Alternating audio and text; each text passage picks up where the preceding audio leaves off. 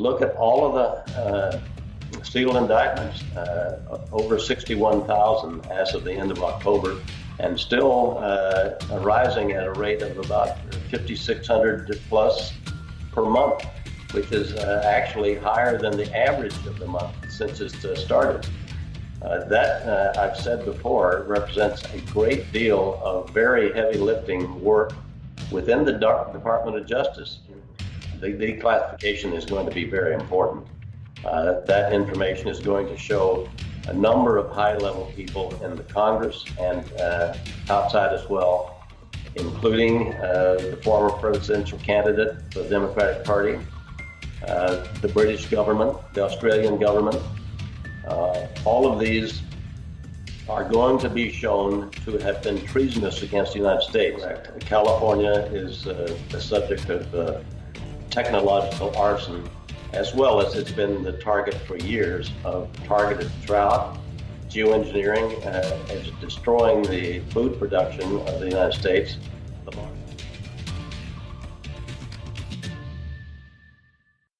With the world being so crazy, I have two great gift ideas to help you and your family stay safe. First, the shockwave torch. This tiny tool drops a 260-pound thug in 2 seconds. It packs so much power in such a small package, it's scary. Thank God it's got a safety on it. If you want to stay safe in a dangerous world, I promise the shockwave torch will help. Next, I want to show you the Light Defender Tactical Laser. It's a palm-sized device that drops attackers by shooting off electromagnetic radiation. It is legal in most of the U.S., but it has been banned inside 4 different states, and countries across the world have been banning it left and right.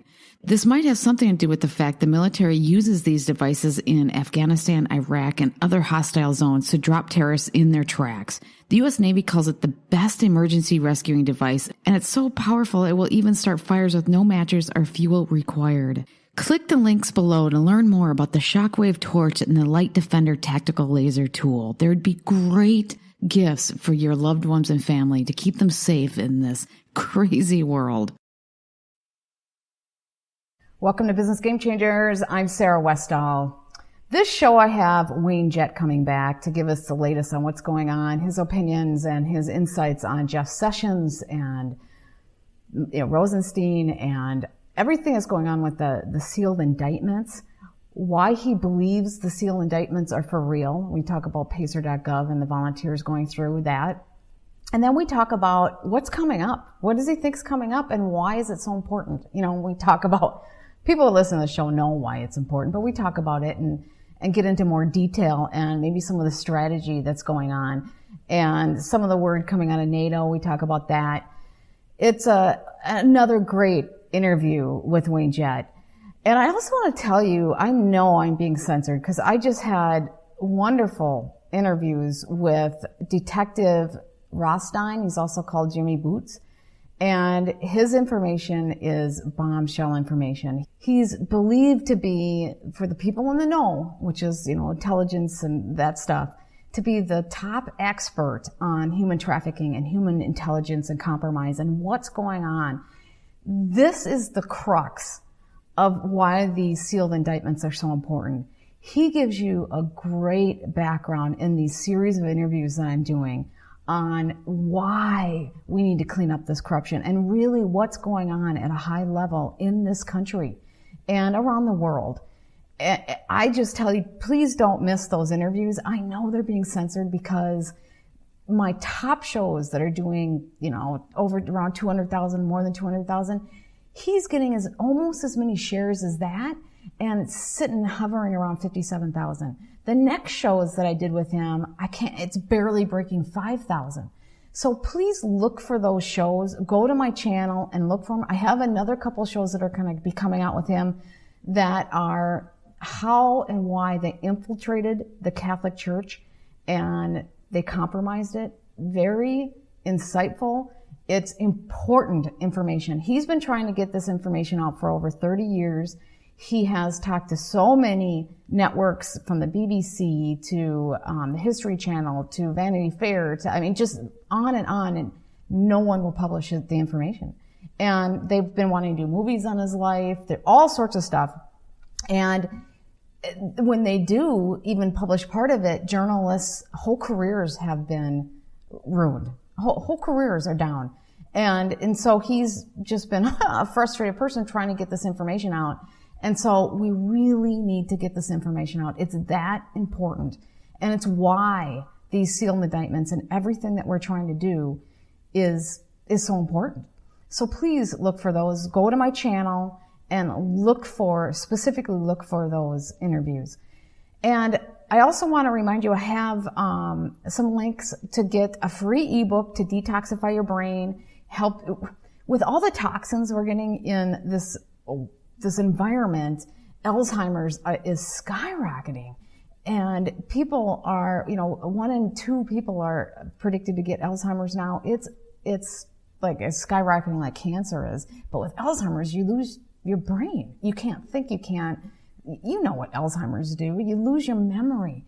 But if you get the toxins out of your brain, you can regain those memories. You can regain, the problems with inflammation. There's so many problems with toxins in your brain. So get that free ebook. There's also a free summit that's coming up as well. And before we get into the interview with Wayne Jett, I want to tell you that he sticks around for my Patreons, and we talk more about what he expects to be in the FISA documents and what we're going to see with that. So go to my Patreon, and I want to thank my Patrons. I can't thank you enough for supporting this channel. What I try to do is I try to give you more than what you're giving in contributions. I'm really trying to give you some free stuff, some extra interview. I just put a free ebook up there with the toxic brain. I try to do, people are giving me chapters of their books. There's a free book by John Singleton. I have my 2 books. I try to give you more than what you would ever expect to get. I hope I'm fulfilling that goal for you. So now let's get into my interview with Wayne Jett. Wayne, thank you so much for rejoining the program. It is such a pleasure to have you back. Well, it's great to be with you, to talk with you again, Sarah. Thanks for having me. Well, my listeners love having you on because you always bring such good information, so much more information that they probably haven't heard elsewhere. So it's great. But let's dive right into some of the things that you could probably give us insight on. Jeff Sessions, what really is going on behind the scenes? Because, there was always an indication that there was something strange there and that he was really doing good stuff behind the scenes. So what do we have as factual evidence showing that he was really, working to clean up this country? Well, the very big things that have been going on during his time as Attorney General in large part have been his doing.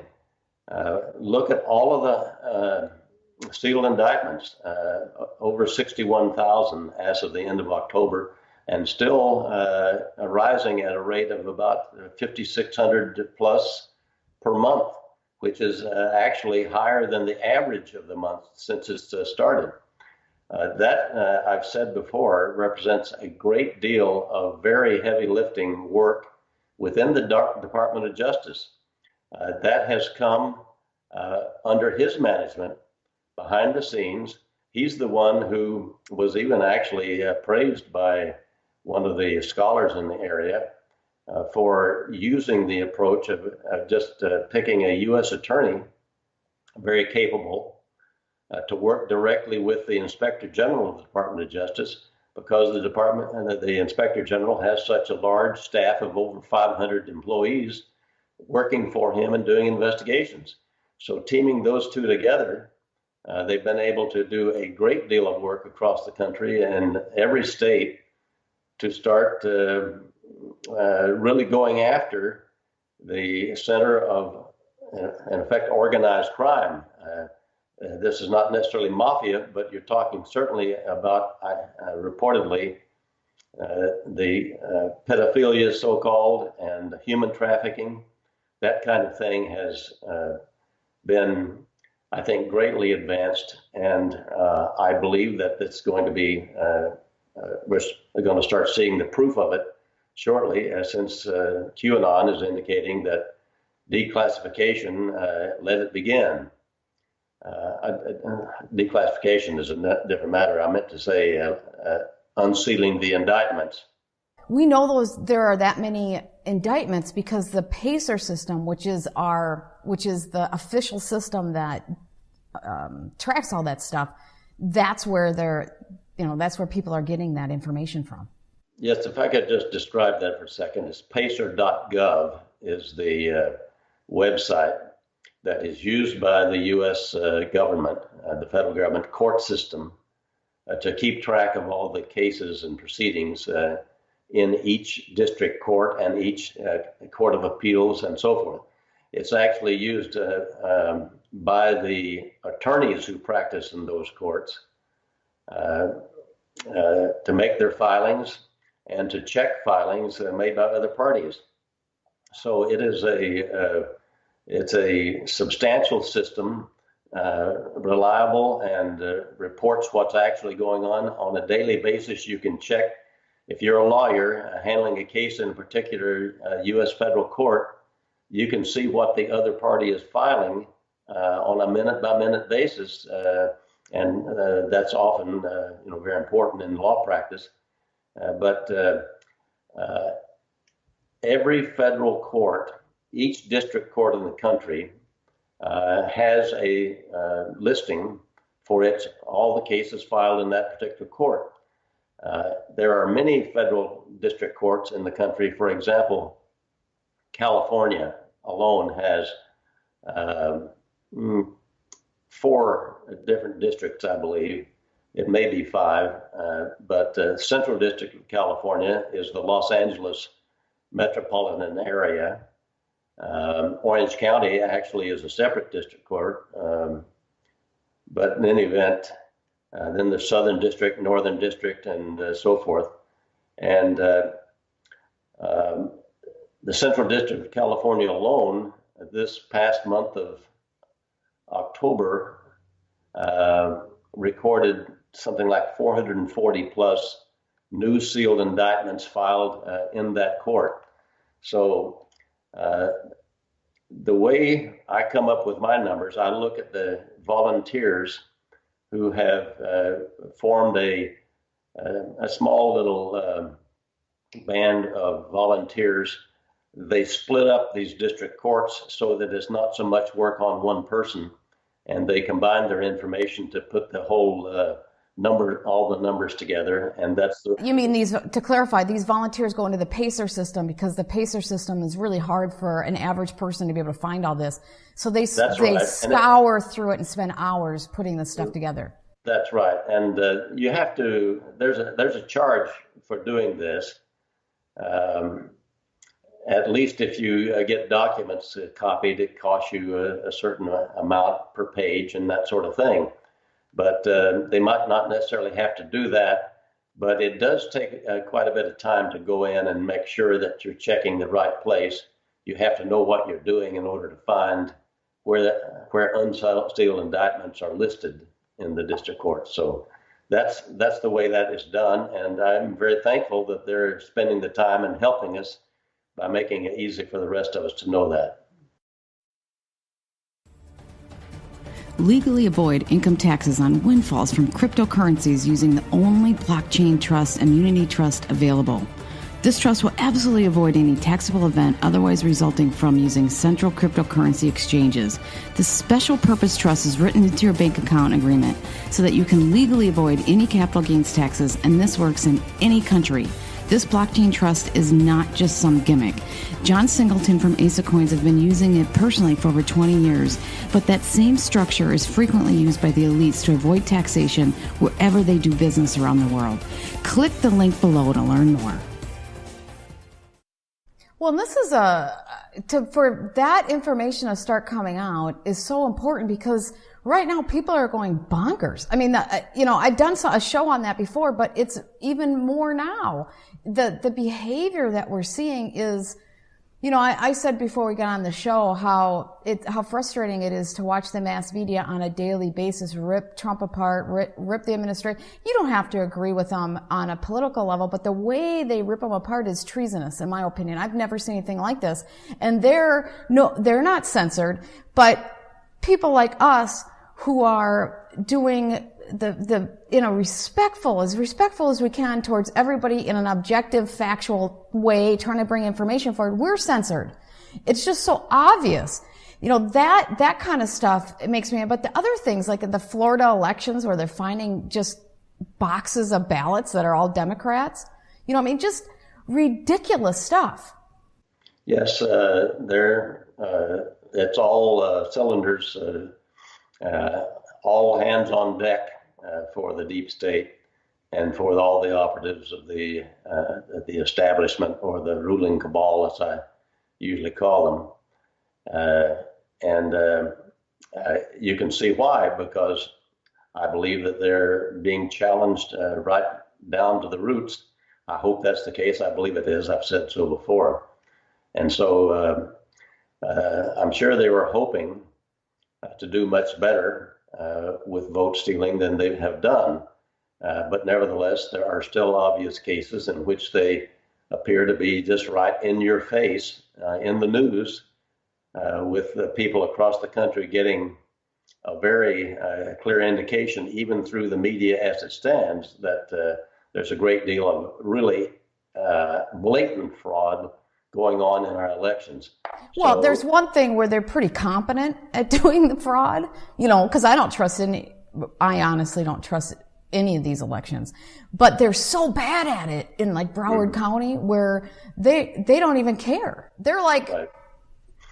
They just don't care. They can get away with it there, and so they think that's all that's necessary. But obviously, the people across the country, I think, are getting an education about just how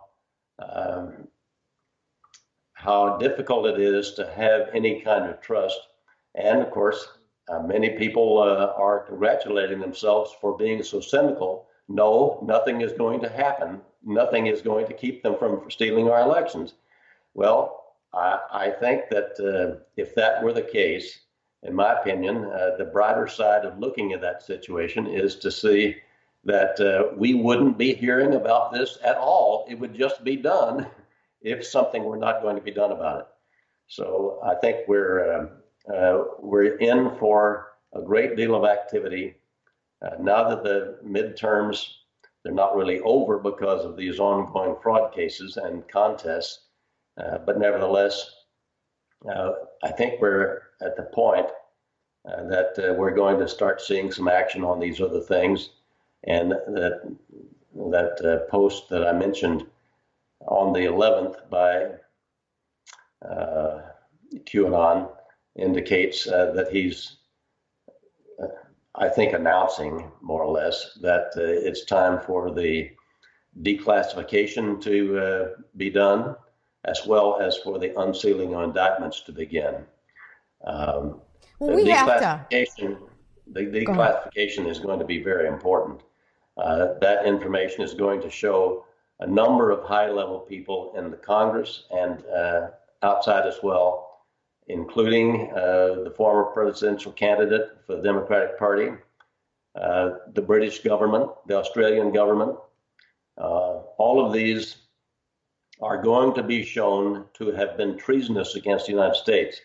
Now, the foreign governments can't be treasonous, but they can be a collusion, a partner in treason against us. Yes, they can be enemies of the United States government and of our Constitution, and I think that's what it amounts to. Why would it be a surprise when our Constitution was written? It was written after a bloody war with Britain, and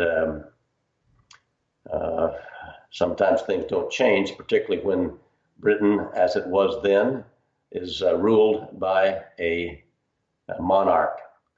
And I don't care whether the monarch is dressed nicely or carries puffy little handbags or anything of the sort. It's a matter that it is a cruel and powerful monarchy that I think still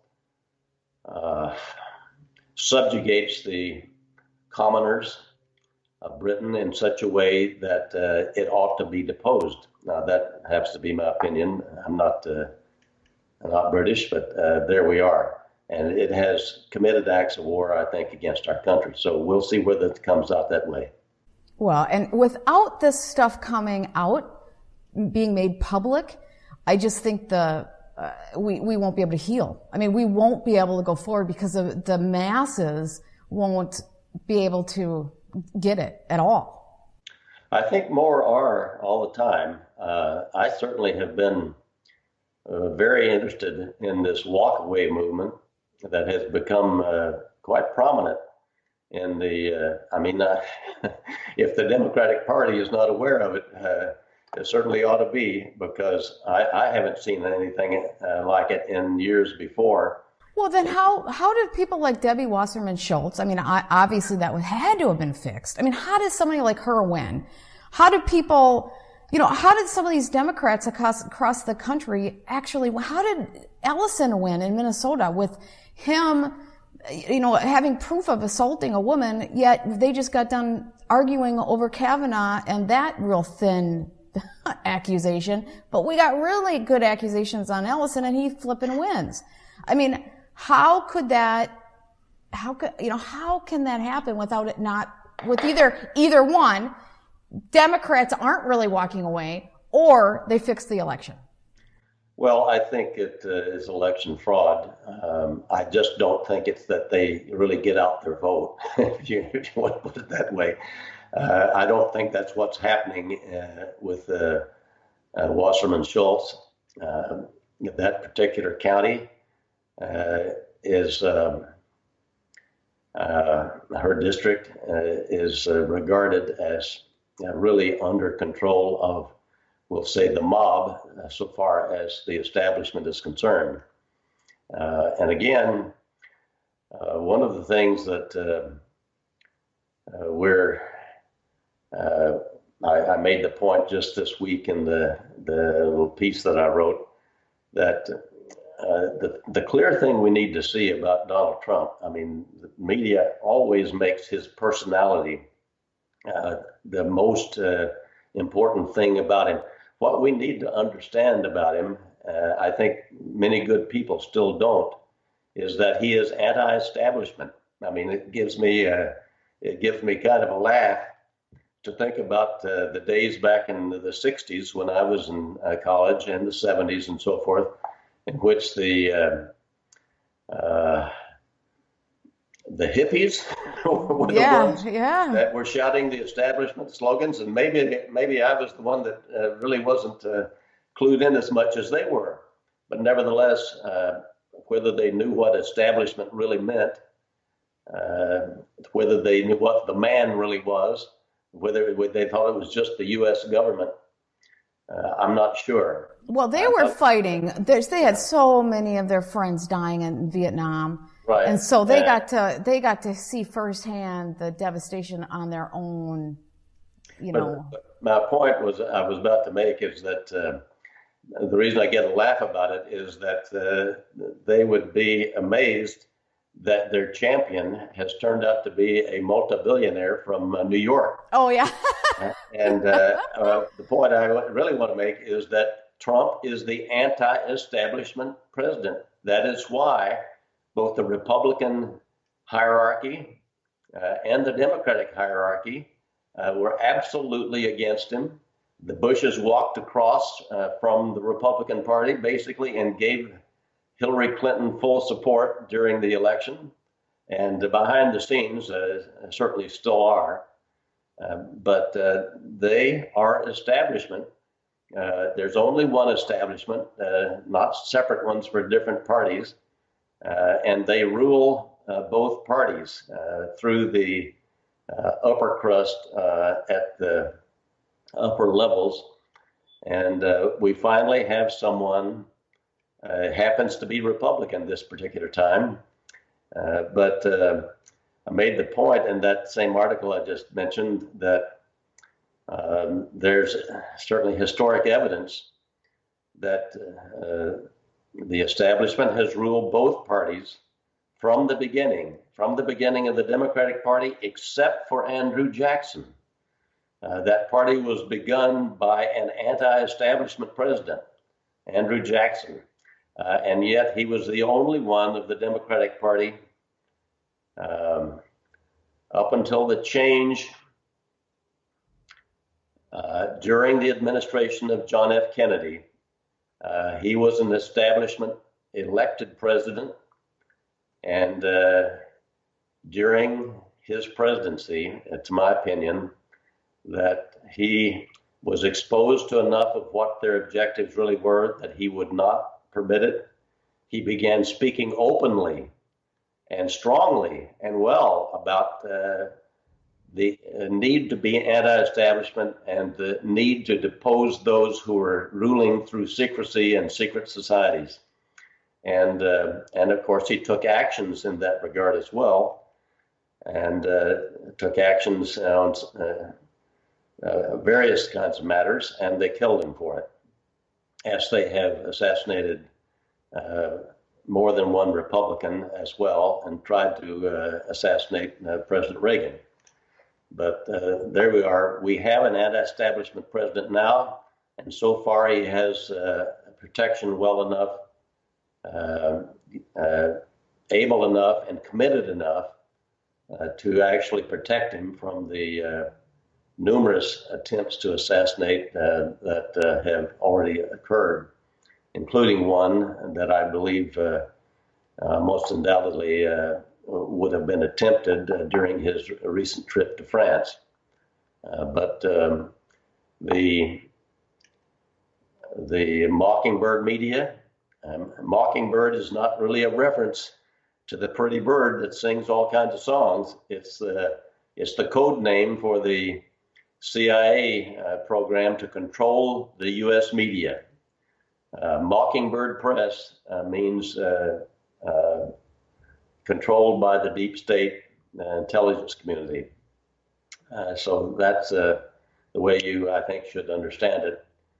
And wouldn't you agree that Trump's a multi-billionaire, but in the scheme of the people, the ruling elite, he's almost like middle class. I mean, there's such a gap of wealth.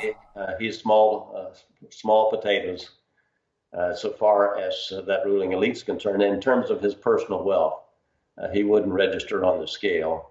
We're talking about many trillions of assets under control. I've said previously that the ruling cabal has more assets at their command than any government, certainly including the United States.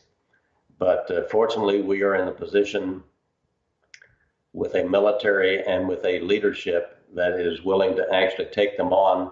And I think if planned well and executed well, that we have the best chance ever in history, as far as I can tell, to actually uproot them. I think that's what's going on. I hope to God this works. The military, from what I understand, it's not a complete cohesion that's supporting them, but there's branches like the Navy and certain branches that are supporting them.